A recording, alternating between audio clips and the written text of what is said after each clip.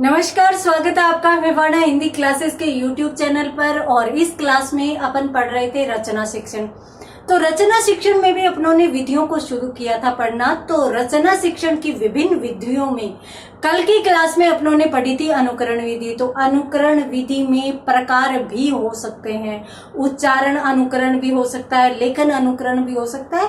अर्थात यदि विद्यार्थी शिक्षक के उच्चारण का अनुकरण करते हुए रचना शिक्षण कर रहे हैं या रचना कार्य कर रहे हैं तो वहां पर तो उच्चारण अनुकरण हो जाएगा। और यदि शिक्षक के लिखे हुए या फिर किसी की कविता के लिखे हुए प्रसंगों के आधार पर यदि विद्यार्थी रचना कार्य करते हैं तो वहां पर लेखन अनुकरण हो जाता है। तो इस प्रकार से विभिन्न प्रकार की रचनाओं के आधार पर इसके भेद हो सकते हैं। चलिए आज अपन शुरू करते हैं इससे आगे वाली विधि को। तो आगे कौन सी महत्वपूर्ण विधि है, चलिए देखते हैं। तो यहाँ पर पढ़ रहे थे रचना शिक्षण, और रचना शिक्षण में अपने को आगे जो विधि पढ़नी है, जिस विधि का अध्ययन करना है, वह है प्रवचन प्रणाली। प्रवचन प्रणाली, प्रवचन जैसा कि नाम से स्पष्ट है, प्रवचन देना या व्याख्यान देना, ये उसी प्रकार की विधि मानी जाएगी जिस प्रकार से व्याख्यान विधि होती है। तो व्याख्यान विधि में किस प्रकार से अध्ययन करवाया जाता है, किस प्रकार से शिक्षण करवाया जाता है। शिक्षक बोलता जाता है, शिक्षक ही वहां पर प्रभावी होता है, और शिक्षक बोलता जाता है, विद्यार्थी अपनी योग्यता एवं सामर्थ्य के आधार पर सुनते जाते हैं और ज्ञान प्राप्त करते जाते हैं। उसी प्रकार से यहाँ भी कुछ ऐसा ही होगा। प्रवचन, प्रवचन का मतलब हो गया व्याख्यान देना। तो शिक्षक क्या करेगा, व्याख्यान देगा। अब शिक्षक जहां पर व्याख्यान दे रहा है, शिक्षक जहां पर बोल रहा है, तो वहां पर शिक्षक को सुनकर विद्यार्थी रचना कार्य करेंगे। विद्यार्थी किस आधार पर रचना कार्य करेंगे, अपने सामर्थ्य के आधार पर रचना कार्य करेंगे। अपना जो सामर्थ्य होगा, जिसकी जितनी योग्यता होगी, जिसका जितना सामर्थ्य होगा, उस आधार पर वह बालक है वो उसी प्रकार से रचना कार्य करता जाएगा। अब यहाँ पर एक चीज और भी होती है। देखिए, शिक्षक बोल रहा है, शिक्षक प्रवचन दे रहा है। काफी बार ऐसा होता है ना कि एक शिक्षक है, वो क्लास में पूरा का पूरा प्रश्न सुना देता है कि भाई ये प्रश्न है और इस प्रश्न को आपको इस तरीके से करना है। तो शिक्षक है वो बोलता जाएगा, सामान्य परिचय बता देगा, पॉइंट्स बता देगा, पॉइंट्स का व्याख्यान भी कर देगा, और फिर अंत में वो कह देगा कि भाई अब आप सभी अपने हिसाब से जो मैंने बोला है उसके आधार पर प्रश्न का उत्तर बनाइए। आप स्वयं अपने आधार पर इसका उत्तर लिखिए। अब यदि वहां पर उस प्रश्न का उत्तर विद्यार्थी लिखने में सक्षम हो जाते हैं तो इसका मतलब ये होता है कि विद्यार्थियों ने रचना कार्य सीख लिया है या विद्यार्थी रचना कार्य में सक्षम हो चुके हैं। तो इसी प्रकार की विधि मानी जाती है। चलिए देख लेते हैं ये विधि किस प्रकार से चलेगी या किस प्रकार की इस विधि की प्रक्रिया होगी। तो देखते हैं। सबसे पहली बात तो कौन सी, प्रवचन प्रणाली में शिक्षक प्रवचन देता है या शिक्षक व्याख्यान देता है। तो अपन कह सकते हैं कि प्रवचन प्रणाली में शिक्षक प्रवचन अथवा व्याख्यान देता है। हो गया, शिक्षक व्याख्यान देखा, उसके बाद शिक्षक द्वारा दिए गए व्याख्यान के आधार पर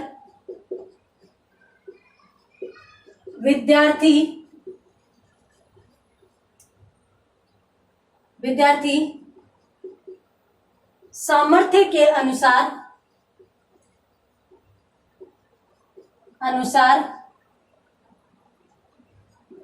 रचना कार्य करते हैं। ये लीजिए, मोटे तौर पर तो प्रक्रिया यही होगी। शिक्षक व्याख्यान देगा, अपने अपने सामर्थ्य के अनुसार, अपने अपने योग्यता के अनुसार विद्यार्थी है वो उस ज्ञान को ग्रहण करेगा और फिर उस रचना को प्राप्त करना चाहेगा। तो जल्दी से स्क्रीनशॉट लीजिए, उसके बाद अपन देख लेते हैं आगे इसमें और क्या चीजें हो सकती है। देखिए, यहां पर मैं आपको बता देती हूं कि विषय से संबंधित शिक्षक जब व्याख्यान देता है तो वह संपूर्ण विषय को विद्यार्थी के समक्ष खोलकर रख देता है। ऐसे नहीं है कि वह आधा अधूरा ज्ञान देगा। अपने को सिर्फ और सिर्फ विद्यार्थियों को ज्ञान नहीं, अपने को रचना शिक्षण सिखाना है।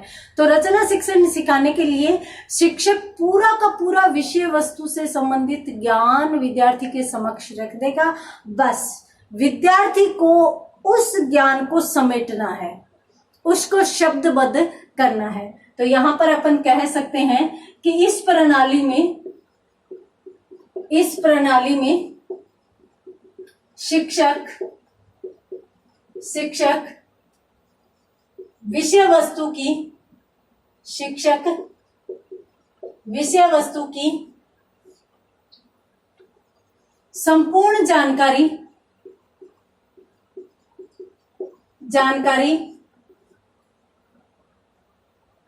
विद्यार्थी के समक्ष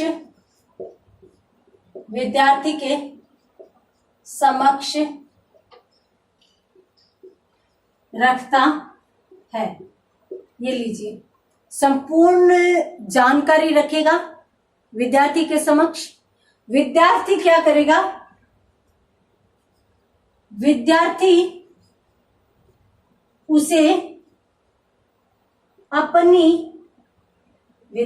क्या करेगा? उसे अपनी योग्यता अनुसार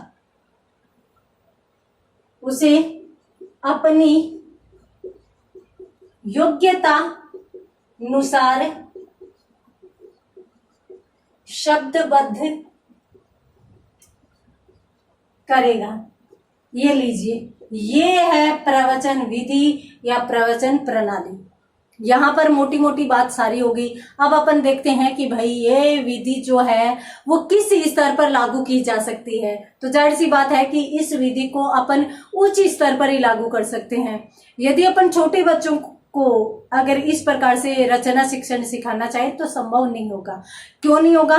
क्योंकि छोटे बच्चे अपने आप वाक्य रचना नहीं कर सकते, अपने आप शब्दों को शब्दबद्ध नहीं कर सकते। तो इसलिए यह जो विधि है वो उच्च स्तर पर ही उपयोगी कही जा सकती है। तो अपन यहाँ पर ये भी लिख सकते हैं कि उच्च स्तर के लिए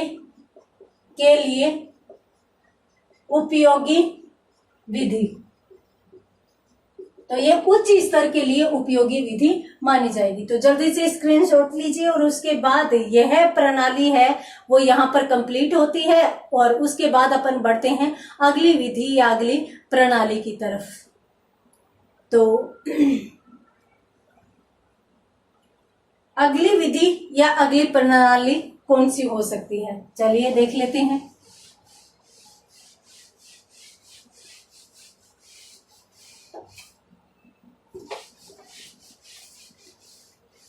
जब अपनों ने अभी जो देखी वो प्रवचन प्रणाली, अब अपन देखने जा रहे हैं कौन सी विधि?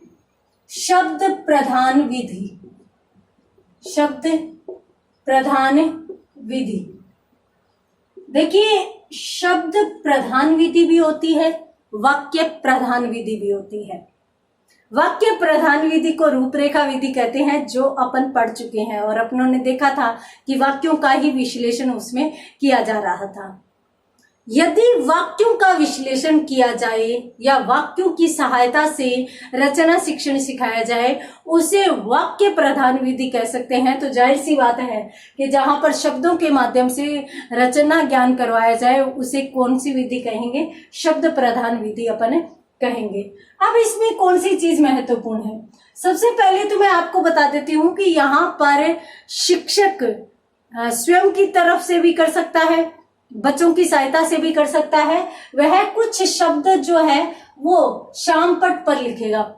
श्यामपट्ट जो भी हो, आजकल व्हाइट बोर्ड चल रहे हैं, ग्रीन बोर्ड चल रहे हैं, तो कोई भी हो, इसका मतलब ये है कि विद्यार्थियों के समक्ष शिक्षक है वो शब्द रख देगा।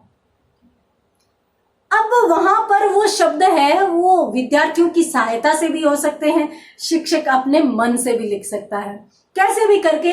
और शिक्षक सामने शब्द लिखेगा। शब्द कुछ इस प्रकार से होंगे कि जिनको पिरोया जा सके, ऐसे नहीं कि भाई एक दूसरे से संबंधित ही नहीं होंगे। अब मान लीजिए कि एक वाक्य है, जैसे राम आम खाता है, तो जो शिक्षक है वो मान लीजिए 4 वाक्य है। राम आम खाता है, मोहन पढ़ाई करता है, मोहिनी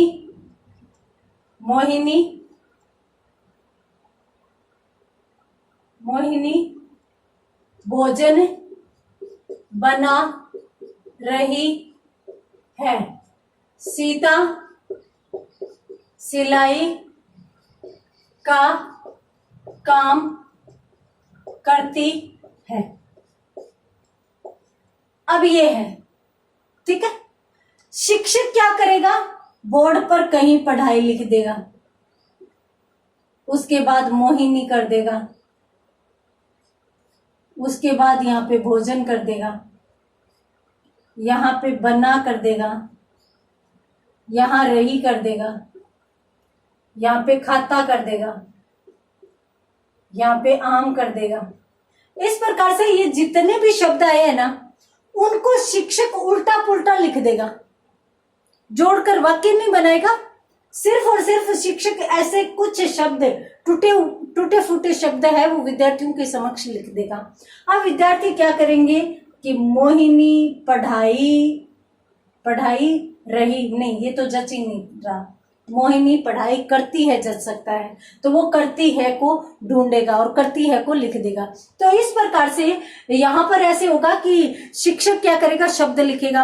अब उन शब्दों को जोड़ कर विद्यार्थियों को वाक्यों के माध्यम से एक कहानी का रूप देना होगा।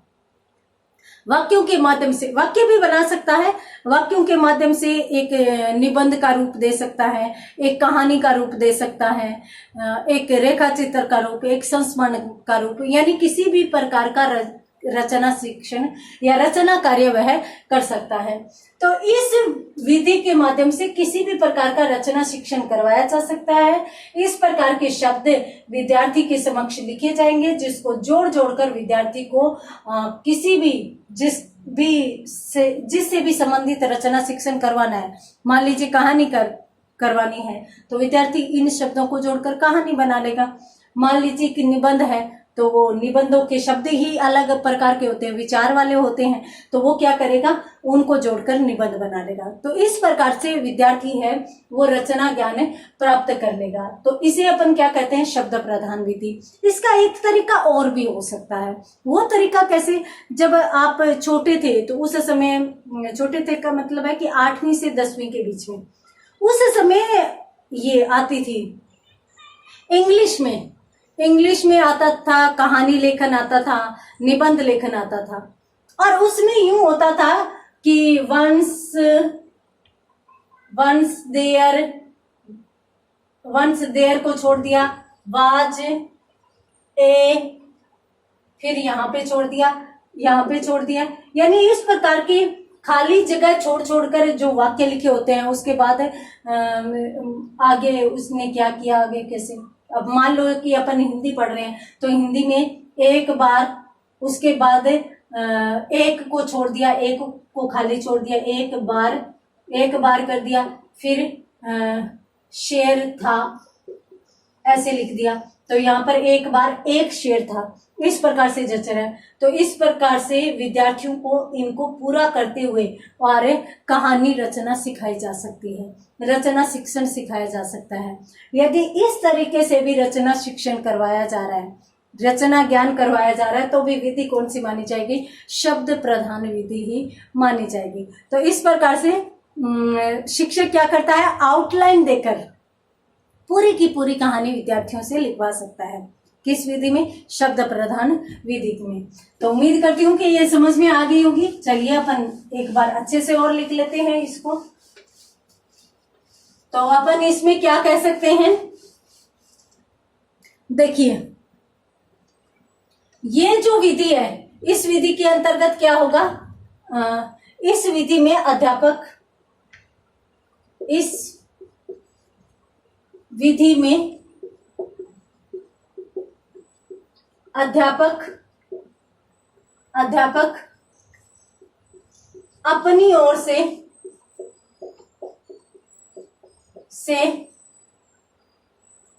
अथवा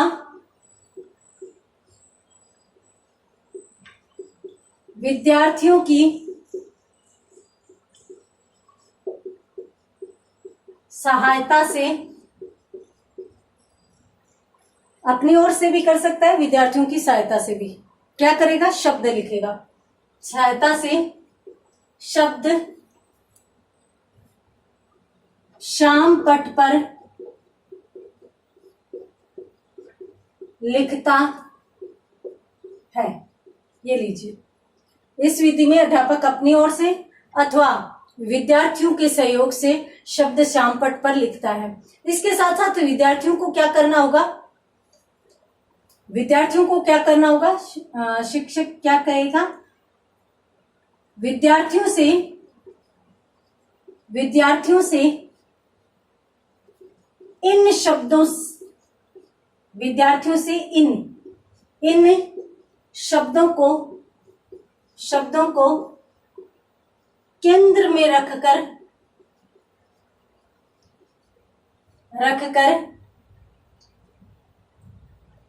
रचना कार्य।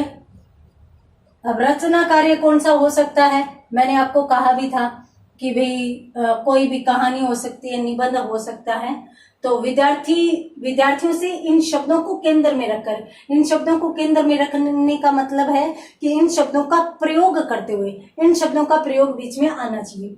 तो इन शब्दों को केंद्र में रखकर रचना कार्य करने के लिए कहता है। ये लीजिए, जल्दी से स्क्रीनशॉट लीजिए। उसके बाद अपन देख लेते हैं इस विधि में आगे और कौन कौन सी चीजें हो सकती हैं। तो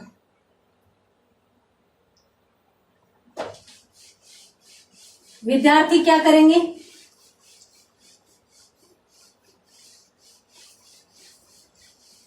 विद्यार्थी अपने मन से उन शब्दों का प्रयोग करते हुए स्वयं रचना शिक्षण या रचना कार्य करेंगे। तो विद्यार्थी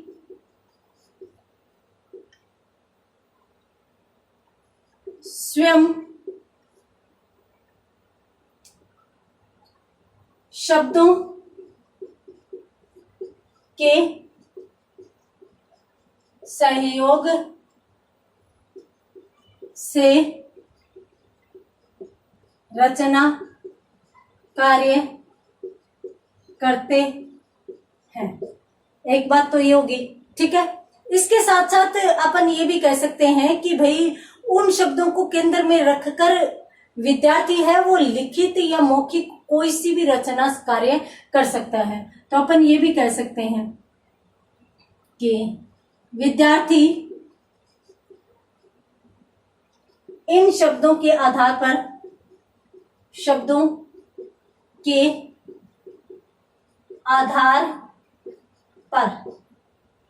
क्या कर सकता है? इन शब्दों के आधार पर कोई भी किसी भी प्रकार का रचना कार्य कर सकता है। कैसे? मौखिक शब्दों के आधार पर मौखिक या लिखित रचना कार्य कार्य कर सकते हैं। तो लीजिए स्क्रीनशॉट लीजिए, उसके बाद अपन बात करते हैं आगे। आगे अपन कौन सी चीजें देख सकते हैं।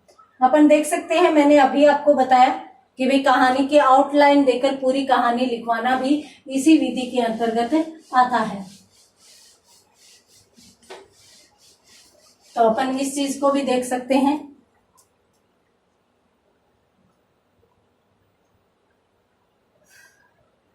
कहानी की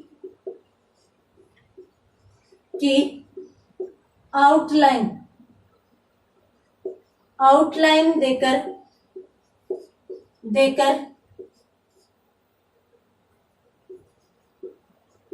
विद्यार्थियों से रचना कार्य या कहानी लेखन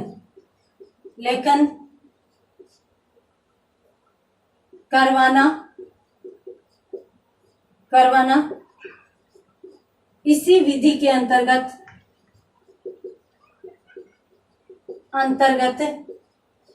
आता है।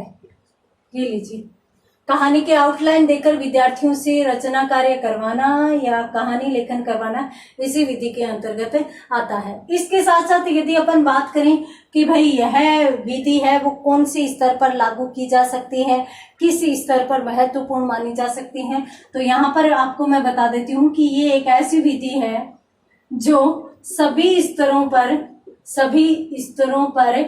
प्रयोग में लाई जा सकती है। ये लीजिए स्क्रीनशॉट लीजिए, सभी स्तरों पर प्रयोग में लाई जा सकती है यह विधि। और उसके बाद अपन देखते हैं आगे अगली विधि यहाँ पर कौन सी हो सकती है, तो उसको भी अपन देख लेते हैं।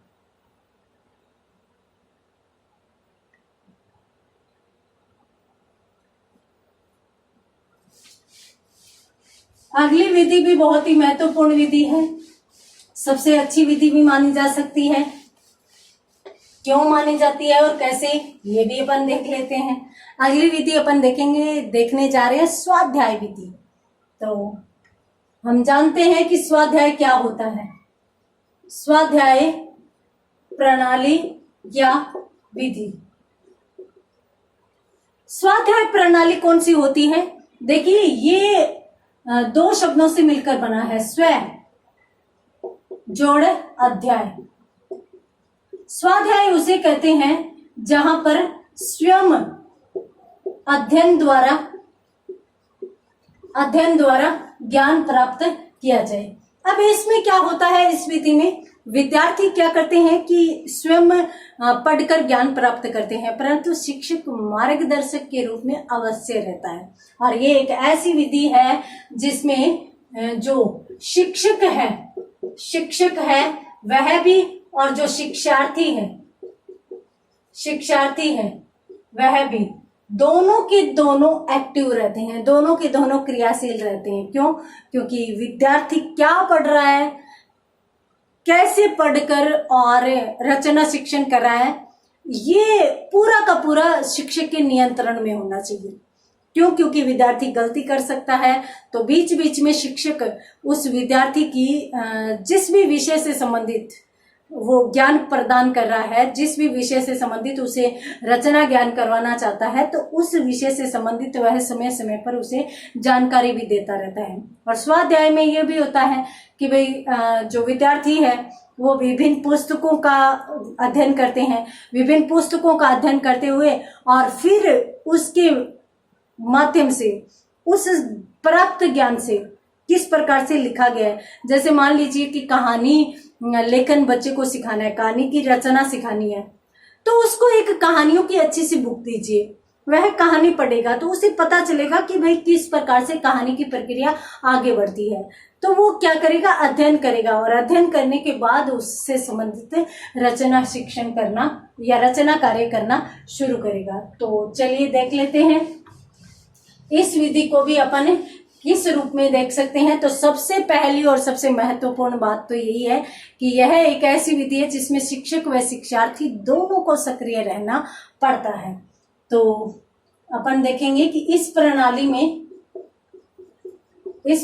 में शिक्षक व शिक्षार्थी दोनों को सक्रिय रहना पड़ता है। और दूसरी महत्वपूर्ण बात, जैसा कि नाम से स्पष्ट है, विद्यार्थी विषय वस्तु का ज्ञान किसके माध्यम से प्राप्त करते हैं? स्वाध्याय के माध्यम से। तो ये भी चीज अपन देख लेते हैं। इस प्रणाली में विद्यार्थी विषय वस्तु का ज्ञान स्वाध्याय द्वारा प्राप्त करते हैं। ये लीजिए, तो इसका भी स्क्रीनशॉट लीजिए। उसके बाद अपन देख लेते हैं इसके संबंध में आगे क्या अपन समझ सकते हैं। शिक्षक व शिक्षार्थी दोनों एक्टिव रहते हैं और इसके साथ साथ अपनों ने देखा कि भी विषय वस्तु को स्वाध्याय द्वारा ही वह सीखता है।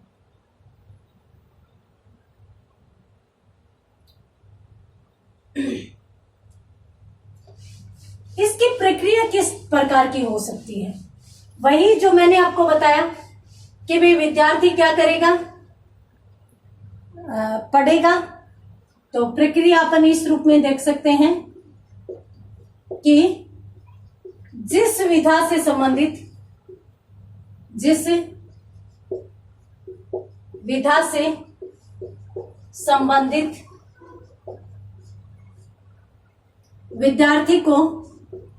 विद्यार्थी को रचना कार्य सिखाया जाता है। जिस विधा से संबंधित विद्यार्थी को रचना कार्य सिखाया जाता है, उसका स्वाध्याय करने हेतु उसे कहा जाता है। पहली बात, उसे स्वाध्याय करने हेतु कहा जाएगा। ठीक है, अब विद्यार्थी क्या कर रहा है? स्वाध्याय कर रहा है, अपने आप पर अध्ययन कर रहा है। अब वह क्या करेगा? गहन अध्ययन के पश्चात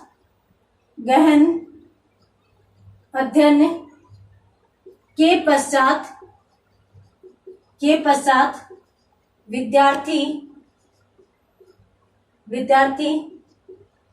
रचना कार्य सीखता है। ये लीजिए, इसका स्क्रीनशॉट ले लीजिए। ये हो गई पूरी की पूरी प्रक्रिया। गहन अध्ययन करेगा तभी वह रचना शिक्षण करना सीख जाएगा। ठीक है, उसके साथ साथ इसके फायदे कौन से हो सकते हैं, इस विधि के गुण कौन कौन से हो सकते हैं? देखिए, पहली बात, महत्वपूर्ण बात, विद्यार्थी अनेक अलग अलग विधाओं का अध्ययन करते हुए और फिर रचना कार्य सीखेगा, तो जाहिर सी बात है कि विद्यार्थी के ज्ञान में वृद्धि होगी। तो अपन यूं कह सकते हैं कि इस प्रणाली में या इस प्रणाली द्वारा, अपन यूं कहेंगे, इस प्रणाली द्वारा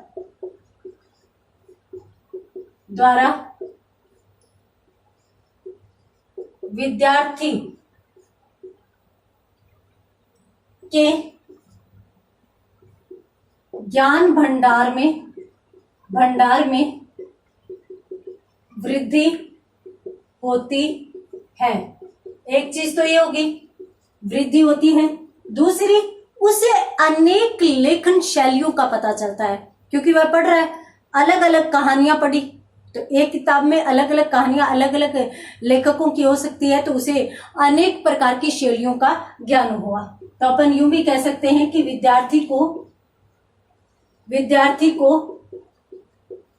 अनेक लेखन शैलियों का ज्ञान प्राप्त होता है। हो गई, अनेक लेखन शैलियों का ज्ञान प्राप्त होता है। साथ साथ जब अनेक लेखन शैलियां वो देखता है तो उसे पता चलता है कि कौन सी उसे अच्छी लगी, कौन सी शैली उसे पसंद आई, कौन सी शैली उसे पसंद नहीं आई, और कौन सी शैली जो उसे पसंद आई उसमें भी कोई ऐसी चीज है क्या जो उसे पसंद नहीं आई हो। तो इस आधार पर पूर्ण विश्लेषण के बाद उसकी नवीन शैली का भी विकास हो सकता है। तो अपन यूं भी कह सकते हैं कि विद्यार्थी की नवीन शैली का